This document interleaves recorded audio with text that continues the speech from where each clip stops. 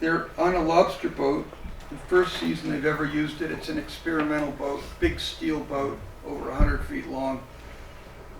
Getting near winter time, weather's getting bad, and the four main people who run the boat are in the pilot house. The vessel's called the Steadfast. It can come out of nowhere this time of year, Carl said.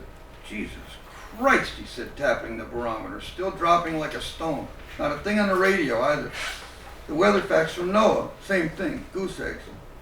Look at the goddamn swells, Roger said. Bigger by the hour. Let's get the last two sets up and head for the beach.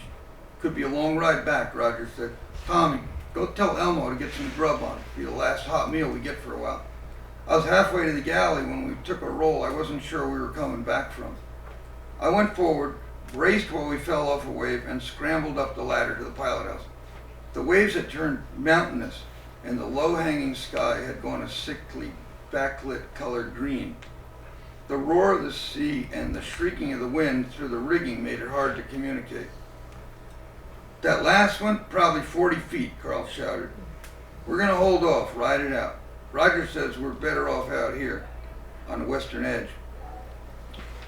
Roger had his game face on, slack, incapable of surprise. He kept one hand on the wheel and the other on the throttle, keeping steadfast on a 3/4 angle on the back of the wave as best he could, and backing off when we went over the top of one so we wouldn't bury the bow and pitch pole. Curly was wedged into a seat in front of the chart table, smoking a Chesterfield, yelling out that this was nothing, that, what the hell is that, he said, jumping to his feet. What the hell is what, Roger shouted back. That, Curly said, pulling back from the radar screen so we could all see it. There was a target dead ahead, a long straight line all the way across the radar screen. It showed clear, then disappeared, then came back again, all in a matter of 5 seconds. What do we got, Carl? Roger asked. He often deferred to Carl in matters of seamanship. What's our speed over the bottom, Carl asked. 4 knots. He looked back at the radar screen for a minute. It's a wave. You're shitting me, Curly said. That's a wave? Yeah, the kind you hear about. We maintained course, climbing one giant wave after another, the target disappearing when we were in a trough and reappearing when we climbed back up.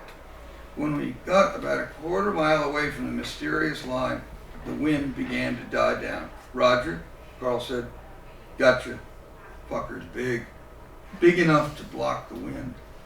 Roger throttled up as the incline grew steeper, and finally, I saw it. The wave had so filled the sky that I thought it was the sky until I looked a little higher and saw an uneven line with sky behind it. Easily 80 feet high, the glassy blue-black wall of water continued its smooth, unchecked ascent as if it would never stop. I've never felt such fear, and remember noting, absently almost, that the reason my head felt cool was because my hair was standing on end. We wanted to get over the top of the wave before it broke, but instead of breaking, it collapsed and turned into a 10-foot high wall of white water. We punched into the middle of it, so brutalized by the boiling water that when we came out the back, the monster had laid us over on our side. Exposed to the full fury of the storm now, Steadfast somehow righted herself only to be blown back by the wind and drawn into the churn of the wave. Every child's nightmare come true. She began to go backward, but when Roger stood on the throttle, she moved ahead, slowly at first, then suddenly breaking free to sled recklessly down the back of the wave, the danger of it lost on us in the joy of our escape. Roger lit a Chesterfield. Goddamn bow's what done it. Any other boat went into that water, she'd have been pushed back and sent to the bottom. We damn near cut our way through that mess. Damn near. Roger, Curly said, 2 words. That's all I got. I'm buying. Those are my 3 sentences.